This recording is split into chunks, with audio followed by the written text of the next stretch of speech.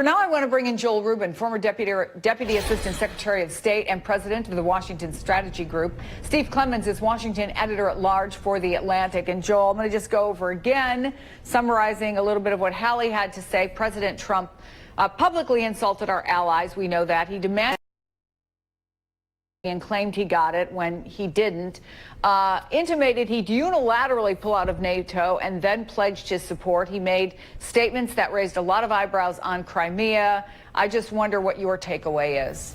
Well, Chris, it's quite a pivotal week for the Western Alliance, and sad to say, right now the United States is weaker as a result of the president's shenanigans with NATO. Really, no one comes out ahead in this except for Vladimir Putin, and frankly, Vladimir Putin should be licking his chops right now. What the president has done is lay a buffet of treats for Vladimir Putin to choose from in terms of this disconnect that is now being created between the United States and Europe, and the signaling that there may be more on the table for Vladimir Putin when they meet in a few days in terms of the Crimea, in terms of sanctions relief. Who knows what else the United States may give to Russia to see if we can curry more favor with them, and that's very troubling. Going into this, as you well know, Steve, one of the main points the president made, and he made this on the campaign trail, was that we were being made suckers, that we were paying far too much, way beyond our own fair share.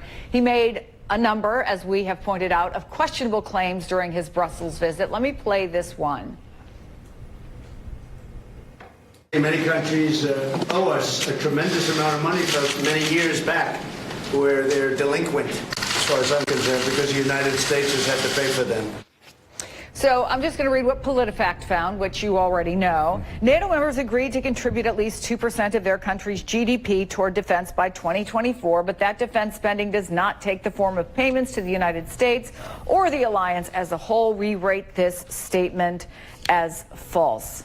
I mean, look, these are legitimate questions that have been raised in previous administrations. The amount was going up during the Obama administration. What do you make of the fact that almost instantaneously France's Emmanuel Macron has to come out and say that's not true? What he said isn't true, that we came to this agreement. Yeah, I mean, it's not only true, but I mean, I think Donald Trump tries to create crises. I mean, there's a tale of two Donald Trumps. There's the Trump that came out and falsely said that the United States pays 90% of NATO's bills. Well, it's about 22%. Germany's at about 15% in terms of NATO. That's a different issue than what these countries are spending on their overall military and security needs as a percentage of GDP. And as you said, it's all going in the right direction. It was going in the right direction before Trump.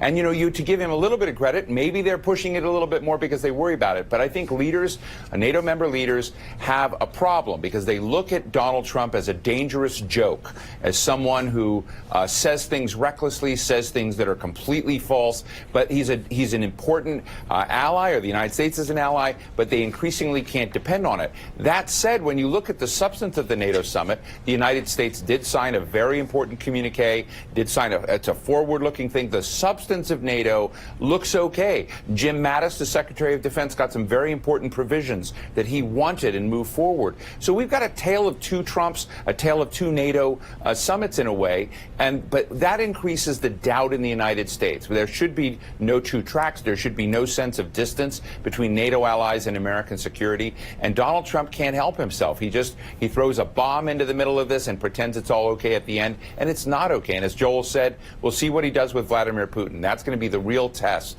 of what this NATO summit meant and how solvent America's relations are with its allies. Yeah, and even before we get to that, obviously, the very critical meeting there.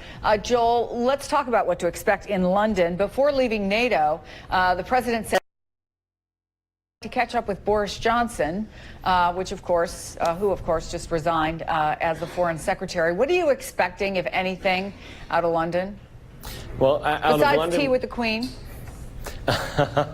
Well, tea with the Queen sounds nice, and I hope it's cordial. Donald Trump's history in terms of his attacks on the royal family may not portend that to be such. But in terms of the UK, it's very concerning, some of these suggestions that the president has about meeting with Boris Johnson. He seems to be wanting to destabilize Theresa May's government. And that, again, not only weakens our strongest ally in Europe, but it also sends a signal across Europe that the United States is willing to work to undermine sitting governments of liberal democracies if he doesn't like what they say or what they do. And that can unspool a whole significant level of partnerships that we have related to counterterrorism, related to protecting us from an invasion of our democratic elections coming up this fall. There's a lot of partnership we need to have with these countries, and Trump seems to revel in destabilizing democratic governments, and that is concerning. Joel Rubin, Steve Clemens, thanks to both of you. Well, right now, the Thank you. congressional hearing for